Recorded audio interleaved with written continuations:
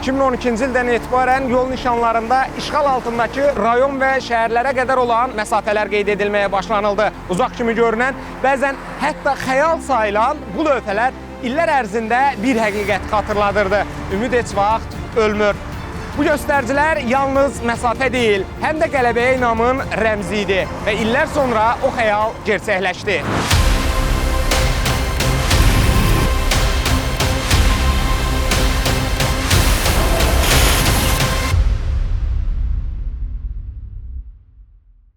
Torpaqlarımız işğal altında olduğu müddətdə belə peyk vasitəsilə yolların xəritələri tərtib edilmişdi. Döyüş əmri ilə kağız üzərində olan planlar da reallığa çevrildi. Vətən müharibəsinin ilk günlərindən mühəndislər Qarabağa aparan yolların layihələri üzərində işləməyə başladılar. Ekstremal hava şəraitində, Qarabağın çətin relyefində hər an mina təhlükəsi ilə üz-üzə, bəzən isə birbaşa döyüşlərin getdiyi yerlərdə ordunun təminat yollarının salınması, strateji ərazilərdə infrastrukturun qurulması üçün işlər sürətli şəkildə icra olunmalıydı. Qəhrəman döyüşçülərimizin, ordumuzun azad elədiyi Ağdərə rayonunun Talış kəndinə və Suqovuşan qəsəbəsinə, Tərtər rayonundan gedən avtomobil yolunun təmiri üçün ölkə başçısının tapşırığına əsasən 2020-ci il oktyabr ayının 8-dən həmin yolların yenidən qurulmasına başlanmışdı. Şiddətli döyüşlər isə davam edirdi.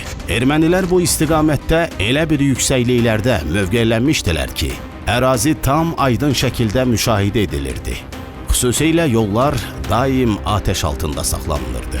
Tərtər şəhər mərkəzi düşmənlər tərəfindən güclü raket atəşinə məruz qalırdı.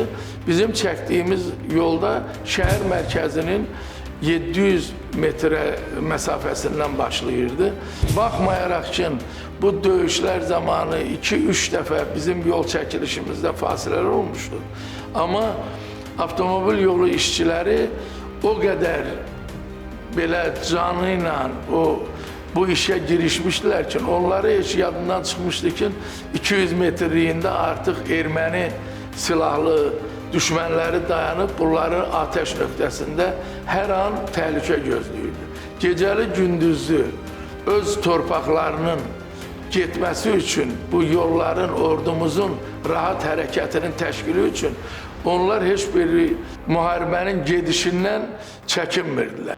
Tərtər çaylı Suqovuşan Talış avtomobil yolu işğaldan azad olunmuş ərazilərdə icra edilən ilk layihə idi. Suqovuşan ətrafındakı yüksəkliklərdə son günə qədər qızğın döyüşlər davam etdi. Bu müddət ərzində isə bu yolun çəkilməsi üçün işlərin böyük bir hissəsi görülmüşdü. Suqovuşan qəsəbəsinə və Talış kəndinə gedən avtomobil yolları ötən əsrin 70-ci illərində Ulu Öndər Heydər Əliyevin tapşırığına əsasən inşa edilib. Uzun müddət düşmən tapdağı altında olduğundan sıradan çıxaraq dağılıb, dövlət başçısının tapşırığına əsasən məhz bu yol yenidən qurulur. Bir ildən də az müddətdə ümumi uzunluğu 28,5 kilometr, eni 9 metr olan iki hərəkət zolağından ibarət yeni yol istifadəyə verildi.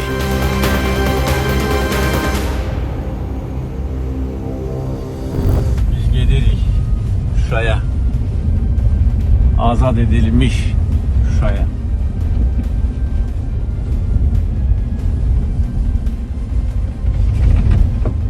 Yol tikintisi də aparılır və əminəm ki, çok gözəl bir yol olacaq. Ölkəmizin ən gözəl yollarından biri olacaq. Təbii ki, ən yüksək keyfiyyətlə tikiləcək, eyni zamanda mənzərəli yoldur, tarihi yoldur, qələbəyə aparan yoldur. Azərbaycanın Qarabağda reallaşdırdığı ən qısa müddətli və rəmzi layihə Zəfər yolu. Bu yol ordumuzun Şuşaya getdiyi tarixi marşrutun təkrarı, qələbənin fiziki təcəssümü oldu. Çətin relyef şəraitinə baxmayaraq işlər o qədər sürətlə icra edildi ki, 101 kilometrlik yol bir ildən qısa müddətdə istismara verildi.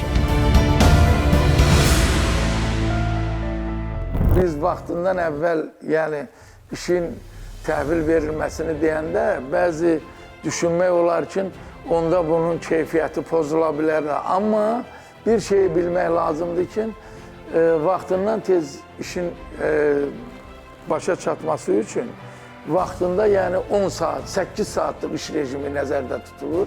Amma biz iş qrafikini elə yaradırıq ki, görülən işlərdə.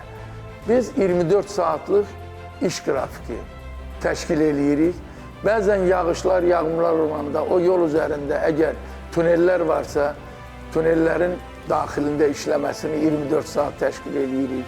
Yəni, bütün bu təşkil olunmuş qrafikə uyğun olaraq yolun çəkiliş keyfiyyətinə toxunmadan vaxtından tez istismara hazırlayırıq bu yolları.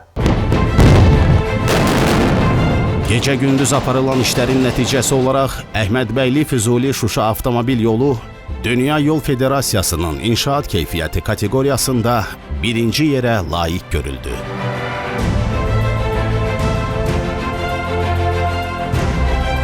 Layihəsi 2025-ci ildə Dünya Yol Federasiyasının innovativ layihələr üzrə Bolqaristanın paytaxtı Sofiya şəhərində keçirilən müsabiqədə birinci yeri tutmuşdur.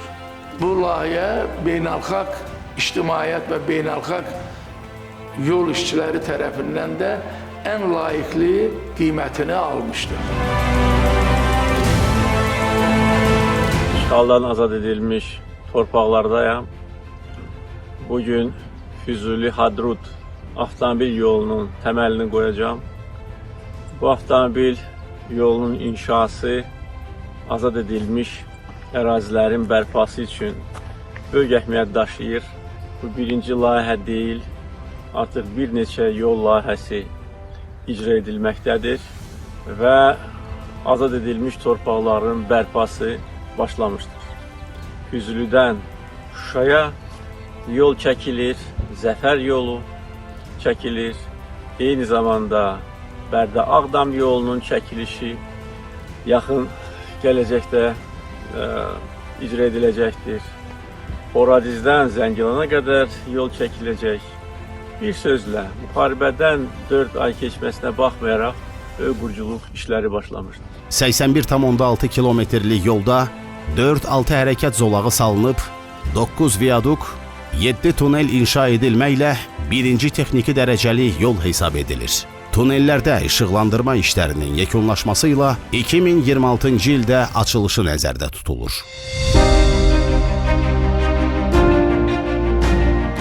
Mina təhlükəsi, dağlıq relyefin mürəkkəbliyi və iqlim şəraitinin sərtliyi Toğanalı Kəlbəcər İstisu avtomobil yolunda işləri çətinləşdirən əsas amillərdən biri idi. Kəlbəcərin təhvil verildiyi ilk gündən artıq işlərə başlanıldı.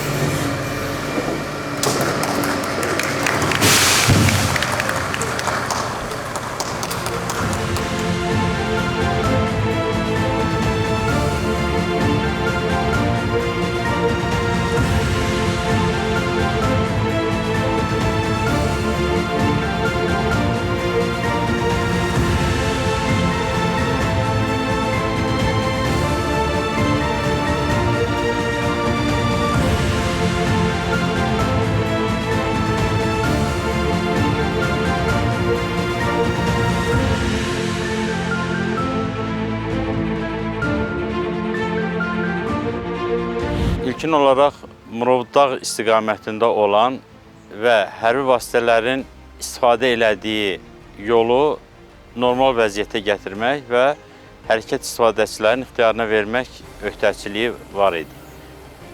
Ona görə də Murovdağ istiqamətində tam yararsız, demək olar ki, hərbi sursatlarla çirklənmiş ərazinin minalardan təmizlənməsi və buna uyğun olaraq da tikinti quraşdırma işlərinə başlanıldı. Yolun sərt relyefdə yerləşməsi, iqlim şəraitinin həddən artıq sərt olması tikintinin gedişatinə ciddi mane olmasına baxmayaraq, biz bu istiqamətdə hərəkəti tam bərpa elədik. Ömər aşırımı ilə Kəlbəcərə yolun bərpa edilməsi ilə paralel, Azərbaycanın ən uzun və ən çətin relyefdə inşa edilən tunelinin də tikintisi başlanır. Tunelin tikintisi həm çətindir, xüsusilə belə ağır, dağlıq relyefdə, eyni zamanda çox böyük xərclər tələb edir. Ancaq biz bunu edəcəyik, çünki bu bölgənin, Şərqi Zəngəzurun inkişafına lazımdır. İnsanlar bura qayıdandan sonra onlar artıq çox rahat Azərbaycanın digər bölgələri ilə irtibata malik olacaqlar. Həm Kəlbəcər, Laçın rayonları arasında əlaqələr möhkəmlənəcək. Eyni zamanda Laçın rayonunda aeroportun tikintisi nəzərdə tutulur. Eyni zamanda Kəlbəcər, Göygöl, Gəncə istiqamətində də gediş-gəliş daha da rahat olacaq. Hava şəraitinə və çətinliklərə baxmayaraq, işlər plan üzrə davam edir. Layihəyə uyğun olaraq tunellərdə və yolun Kəlbəcər hissəsində paralel tikinti aparılır. Toğanalı Kəlbəcər İstisu avtomobil yolu Murovdağ silsiləsindən keçir və bu istiqamət üzrə sərt iqlim şəraiti mövcud olduğuna görə ancaq tunel variantından keçmək daha üstün variant kimi qəbul edilmişdir. Yol oxu boyu 5 ədəd tunel inşası nəzərdə tutulmuşdur. Mühəndislik möcüzəsindən biri hesab edilən Toğanalı Kəlbəcər İstisu avtomobil yolunun inşası zamanı mühəndislər gözlənilməz bir çətinliklə üzləşirlər. Bizim qarşımıza elə bir lay suları təbii rast gəldik ki, bizim işimizi hardasa 6 ay ləngitdi. Həm də torpaq əsas olanda orada beton qatlama işləri gedir. Biri var, qaya əsasla olanda bir dəfə betonlama ilə keçmək olur həmən məsafəni. Amma torpaq əsas olanda 2 dəfə betonlanma, yəni o təsirlərin yükünü azaltmaq üçün möhkəmləndirici təbəqə oradan. Ona görə də bu işlərin çətinliyini daha mürəkkəbləşdirirdi və uzadırdı vaxt etibarən. Murovdağ tunelində işi çətinləşdirən amillərdən biri də məhz yeraltı sulardır. Hər 5 dəqiqə ərzində 1 tondan artıq su məhz tunelə axır. Tuneldə bu suların müntəzəm axınının təşkilini təmin edilməsə, tunelin çökməsi an məsələsidir. Tonlarla su işi ləngidir. Yeraltı suların effektiv idarə edilməsi üçün layihə hazırlanır. Hal-hazırda biz Murovdağ zirvəsindən 1324 metr dərinlikdə yerləşən hissədəyik. 82 kilometrlik Toğanalı Kəlbəcər İstisu yolunda artıq işlərin 90% icra olunub. Yol rayon mərkəzi ilə yanaşı, bölgənin yaşayış məntəqələrinə rahat və təhlükəsiz nəqliyyat əlaqəsini təmin edəcək. Kənd təsərrüfatının, turizmin inkişafına töhfəsini verəcək. Regionun ən uzun tuneli olan Murovdağ tuneli Ömər aşırımının 1324 metr aşağı hissəsindən keçir. Dəniz səviyyəsindən 2200 metr yüksəklikdə inşa edilən bu tuneli sürücülər bu meyillilikdə və bu yüksəklikdə əsla hiss etmirlər və bu region üçün ilk belə layihədir.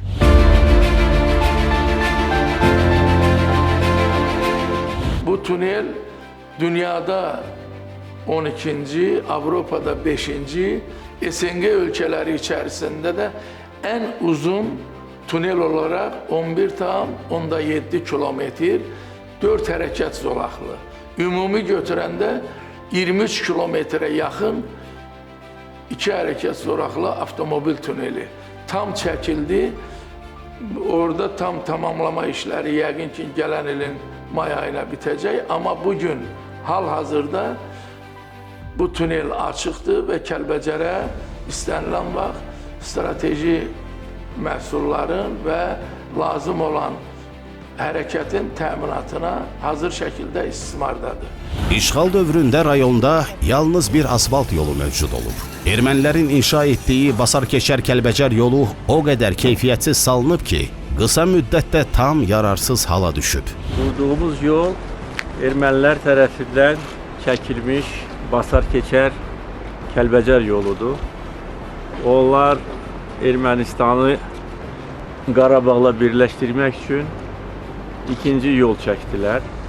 Laçın dəhlizindən əlavə və beləliklə Kəlbəcəri və digər əraziləri məskunlaşdırmaq üçün və özləri üçün gediş-gəlişi daha rahat etmək üçün bu yolu çəkdilər. Bu yol birbaşa Basarkeçər rayonuna gedir. Vizual görünüşdə elə başa düşülürdü ki, bu yol tam asfaltırdı. Ancaq orada Ermənistan o işğalı dövründə o yolla hərəkətdə heç bir ağır yüklü avtomobillərin gedişi görünməmişdir. Yol işğaldan azad olunandan sonra oradan keçən yüklərin, Kəlbəcərin və ətraf sərhəd rayonlarında olan tikinti, quraşdırma işlərində 10 gün ərzində həmin yol tam bərbad hala düşdü. 30 illik işğal dövründə Ermənistan tərəfi yalnız Sovet dövründə inşa edilmiş yollardan istifadə ediblər. Ermənilər Kəlbəcərdən Basarkeçər və Ağdərə istiqamətinə ensiz yollardan istifadə ediblər. Bugün isə bu yollar yenidən qurulur. Biz iş zamanı da orada tikintiyə başlamışdıq. Möhtərəm cənab prezidentin göstərişi ilə bax bu şəkillər həmin dövrlərdə olan belə yol olmamışdır Azərbaycanda. Ümumiyyətlə Qarabağ zonasında heç vaxt 4 cərgəli, 6 cərgəli avtomobil yolu olmuyor. İlk dəfədir bu yollar tikilir.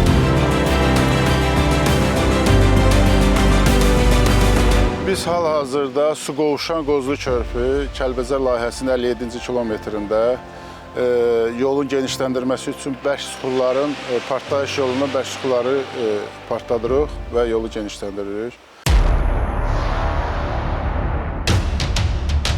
Hər iki yolun bağlanması haqqında məlumat verin. Hər iki istiqamətdən yol bağlıdır, ətraf 500 metr radiusda tam bağlı, təmizdir. Diqqətli olun, partlayış icra olunur.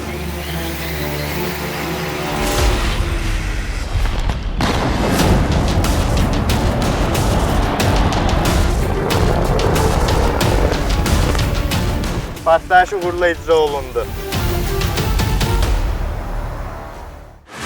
Yol yatağının olmaması, sərt döngələrin çoxluğu hərəkəti tam çətinləşdirirdi.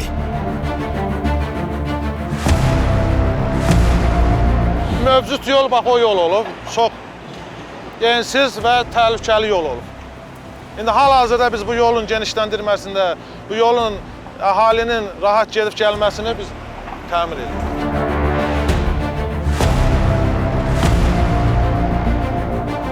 Mən o vaxt Kəlbəcər, yəni Göygöldən Kəlbəcərə, Kəlbəcərdən ta Laçına qədər getmişdim.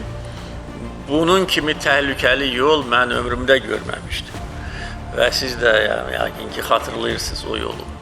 İndi o yolu da biz tamamilə yeni görkəmə salırıq. Uzunluğu 40 kilometr, torpaq yatağı 15 metr və asfalt örtüyü 9 metr təşkil edir. Kəlbəcərin relyefi çətin olduğundan, iqlim şəraiti ağır olduğundan yalnız günüz işləyirik, amma dayanmadan işləyirik. İşlər plan üzrə gedir. Laçına Kəlbəcərdən birbaşa yol həm də Zəngəzur dəhlizinə çıxış imkanı verəcək. Başlanğıcını Kəlbəcər rayonunun Qamışlı kənd inzibati ərazisindən götürən Kəlbəcər-Laçın avtomobil yolunun ümumi uzunluğu 76 km təşkil edir. Yol birinci və ikinci texniki dərəcənin tələblərinə uyğun olaraq inşa edilməkdədir. Layihə üzrə 22 ədəd körpü, 17 ədəd tunel və digər zəruri infrastrukturun yaradılması nəzərdə tutulmuşdur. İşğaldan azad olunmuş ərazilərdə yol infrastrukturu elə qurulub ki, bütün yollar bir-biri ilə bağlıdır. Regionun ən perspektivli layihəsi olan Zəngəzur dəhlizinə bütün qonşu dövlətlərin çıxış imkanı qazanacaq. Şaxələndirilmiş dairəvi yol şəbəkəsi logistika imkanlarından tam yararlanmağa şərait yaradacaq. Azərbaycanda Sovet dövrü vaxtında dairəvi yol, avtomobil yolu olmuyor. Yəni Azərbaycanın Gürcüstanla sərhəddi ilə, Ermənistan sərhəddi ilə, Rusiya sərhəddi ilə, İran sərhəddi ilə dairəvi birləşdirən avtomobil yolu olmuyor. Ölkə başçısının ən birinci prioritet göstərişi o olub ki, elə bir yol xəritəsi hazırlamalıyıq ki, Azərbaycana daxil olan Gürcüstandan insanlar istənilən vaxtı Kəlbəcərə də gedə bilsin, oradan Laçına da gedə bilsin, Qubadlıya da, Zəngilana da və birbaşa gəlib Beyləqan, Bəhrəmtəpə, Füzuli. Və bugün həmin yol çəkilişini biz təmin edirik. 2021-ci il aprelin 26-sı. Bugün bizim bax təməli qoyulası yolumuz isə Zəngəzur dəhlizi yoludur. Öz başlanğıcını bax bu dayandığımız yerdən götürəcək. 0-cı bax bu hissədə biz dayanmışıq. Qovşaq bax bu qovşaqdır. Hansı ki buradan həm bax birinci qovşaq biz 123,6 kilometr Ağbənd deyilən Ermənistan sınırına qədər, sərhəddinə qədər olan məsafədir. Bu yolun üzərində isə Ermənistan sınırına kadar gidiyoruz. bəli, oradan da o tərəfə keçir. Düz İstanbul'a qədər gedəcək, Avropaya qədər keçər. Allah sizləri qorusun. İşğaldan azad olunmuş ərazilərdə icra edilən layihələr arasında ən çox müzakirə olunan sözsüz ki, Zəngəzur dəhlizidir. Yüzlərlə layihə arasında ən çox gözlərin dikildiyi bu proyekt elə bir geosiyasi vəziyyətdə başladı ki, bəzi qüvvələr reallaşmasına sualla yanaşırdılar. Bu layihə təkcə Azərbaycanın nəqliyyat imkanlarını genişləndirmir. Eləcə də regionda yeni strateji reallıqlar formalaşdırır. Qarabağda atılan hər bir təməl yalnız regionlar deyil, həm də qlobal miqyasda böyük bir strateji hədəfə xidmət eləyir. Bu, Azərbaycanın haqlı qələbəsinin ən vacib geosiyasi meyvəsi Zəngəzur dəhlizi layihəsidir. Zəngəzur dəhlizində 5 ildir ki, işlər gecə-gündüz davam edir. Artıq layihənin 95%-i icra olunub. Bundan sonra 2 tuneldə də işlər yekunlaşır və bununla da Naxçıvana birbaşa dəhlizlə gedə biləcəyik.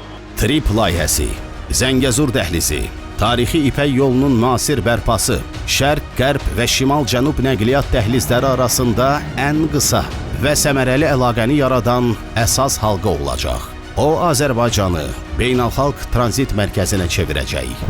Zəngəzur dəhlizindəki tunellər birinci dərəcəli texniki yol normalarına uyğun inşa edilib. 2 gediş, 2 qayıdış üçün 2 fərqli paralel tunellər inşa edilib. Ümumilikdə 6 tunelin 12 kilometr uzunluğu var.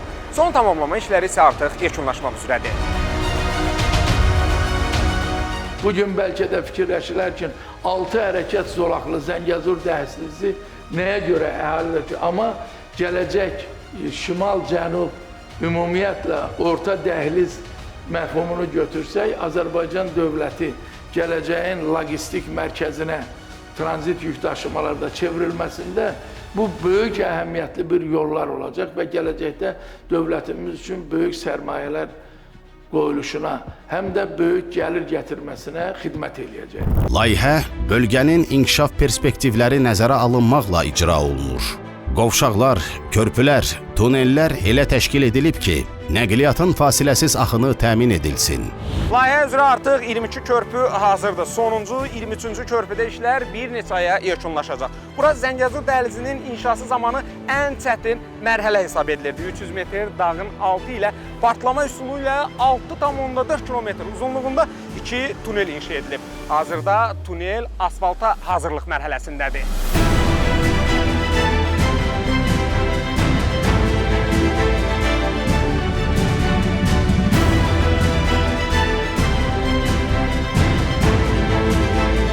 Layihənin Ermənistandan keçən hissəsini işin getdiyi yerlə bir neçə metr məsafə ayırır.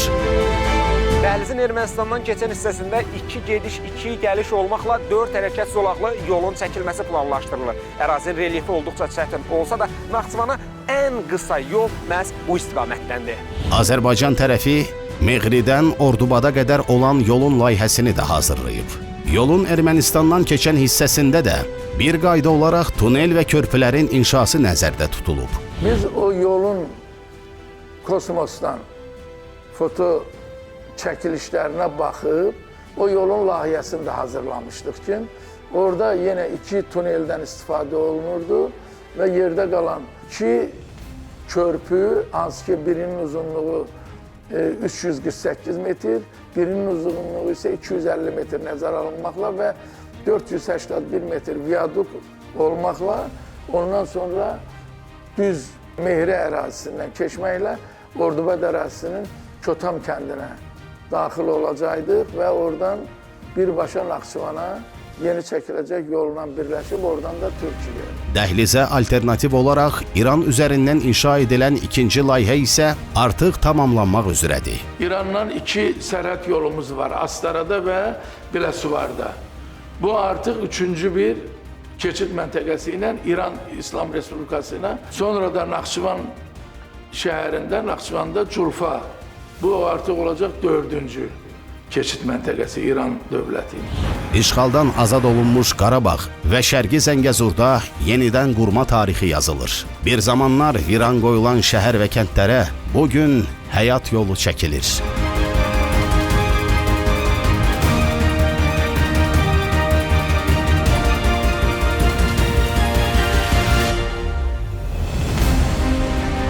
Azərbaycan Avtomobil Yolları Dövlət Agentliyi bu ərazilərdə 40 avtomobil yolu layihəsi həyata keçirir.